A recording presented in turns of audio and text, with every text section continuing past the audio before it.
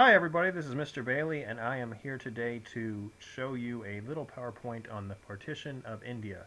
So anybody who wasn't here and missed this content the first time, or anybody who just wanted to know a little bit more about the Partition of India, got a great PowerPoint for you today. Just take a few minutes of your time. As you may or may not be aware, India was divided on August 14th, 1947 and August 15th, 1947 into basically two countries. India in the middle with the two different Pakistans on the east and west. So you have the West Pakistan over here and East Pakistan on this side. East Pakistan will eventually become Bangladesh. Now, why was India divided? It was basically divided because there had been a lot of tensions between the Hindus and the Muslims living in India. The British had been in control of India for about 350 years, and it basically got too costly for them to be able to continue putting up with all the different fights that have been going on in India between the two warring groups.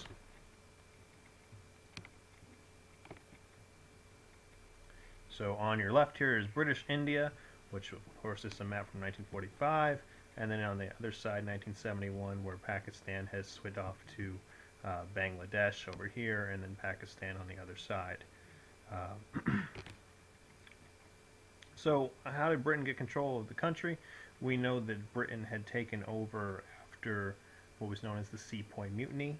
The Sepoy Mutiny, of course, happening in 1857, and that had been a result of the British soldiers forcing the Hindus and Muslims to open up gunpowder packages with their mouths, and the gunpowder cartridges or packages had been laced with basically beef fat or pork fat, which of course would be abhorrent to the different religions there, with Muslims unable to eat pork and Hindus unable to eat beef. Some good things did come about from the British rule. For example, the British had everyone speak English, so therefore you have a universal language there. They built the railroad for them, they modernized their roads, they built the canals, schools, colleges, things like that were founded. They put an end to local warfare. But of course there were also some negative things as well. For example, the British made sure that everybody spoke English, which, while a good thing for us and maybe for India to have a common language, they forced basically the British way of life on the Indians. They did a lot with the caste system, where they felt that the Indians were not exactly basically real people, or at least not as good as the British. The British were basically racist towards the Indians. They also adopted a lot of policies which went against traditional Indian religion or Hindu religion in the country. So a lot of traditional Indian life was threatened based on the British belief of superiority. Like I mentioned, the Sepoy Mutiny of 1857 is basically how the British got control of the country.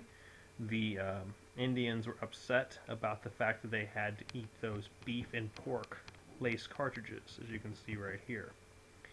What ended up happening with that is the British East India Company, who was technically in charge of India at that time, started to lose the fight, so they called back to Britain, who sent the actual British Army and Navy out there.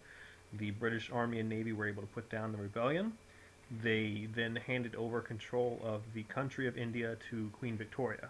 Queen Victoria started to refer to India as the Raj. She called the Raj, which is India, the jewel in her crown. So basically it was her favorite thing to own out of everything in the British Empire. And that's pretty impressive, considering the slogan at the time of the British Empire was, "The sun never sets on the British Empire." So the fact that she controlled basically the entire world, or at least something on every continent in the world, and she loved India the most. It says a lot about what India was able to do for Britain. What they did in order to make sure nobody rebelled again is they took a lot of the leaders from the Sepoy Mutiny and they tied them to cannons, and then they shot cannonballs through their chest. And if that doesn't show you not to rebel against the British Empire, I don't know what would.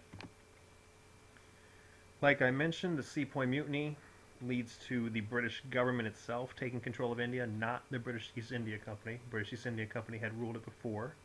The British start referring to India as the Raj, and the British basically are in charge of the entire country now. So everything that had been British East India Company controlled was handed over to the British plus the rest of the country. Nationalism. Nationalism is an extreme love for your country.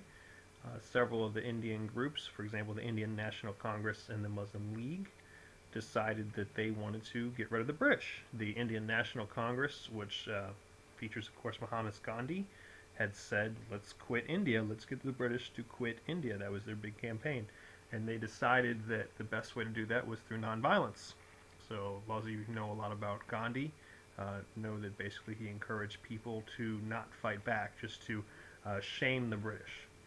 Something that kind of went down here as well with American civil rights. As far as the Muslim League goes, the Muslim League was a group of Muslim minorities living in India who wanted their own country as well. They did not want to be ruled by either the Hindu majority or the British, who had been in charge of all of India at the time. So they're the ones that are going to get the nation of Pakistan at the end of this. Between 1920 and 1932, there was a man named Allama Iqbal who basically said that the Hindus and Muslims were two completely different cultures, and they really shouldn't be pushed together into one state under British rule.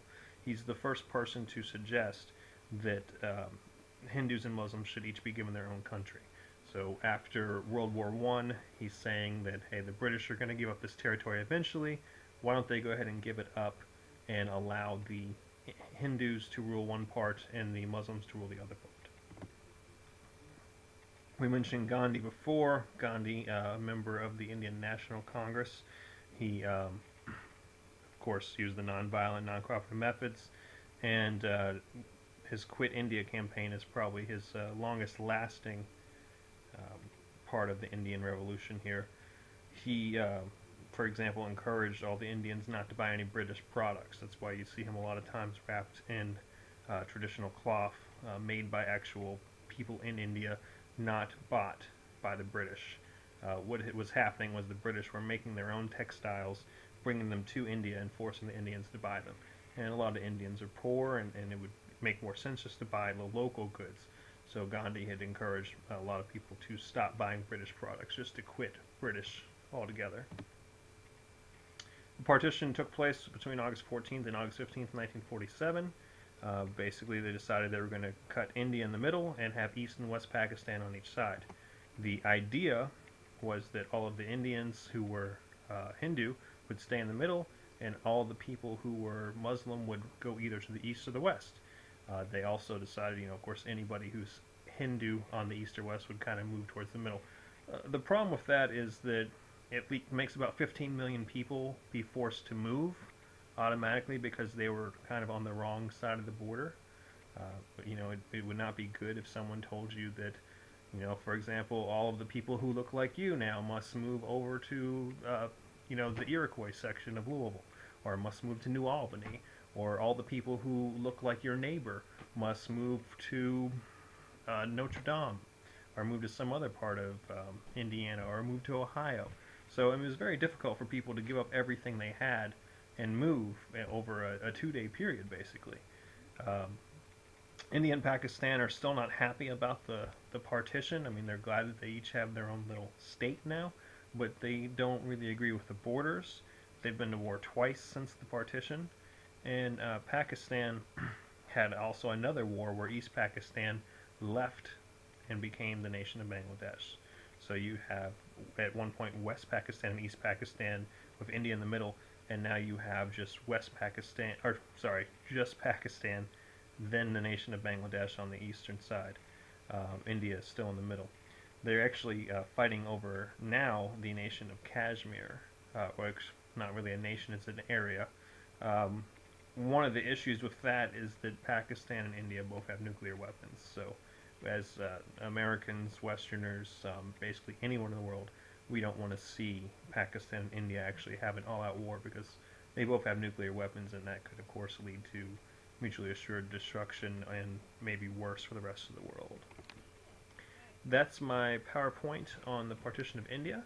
Hope you enjoyed it. If you have any questions, please email me, of course, at askmrbailey@gmail.com.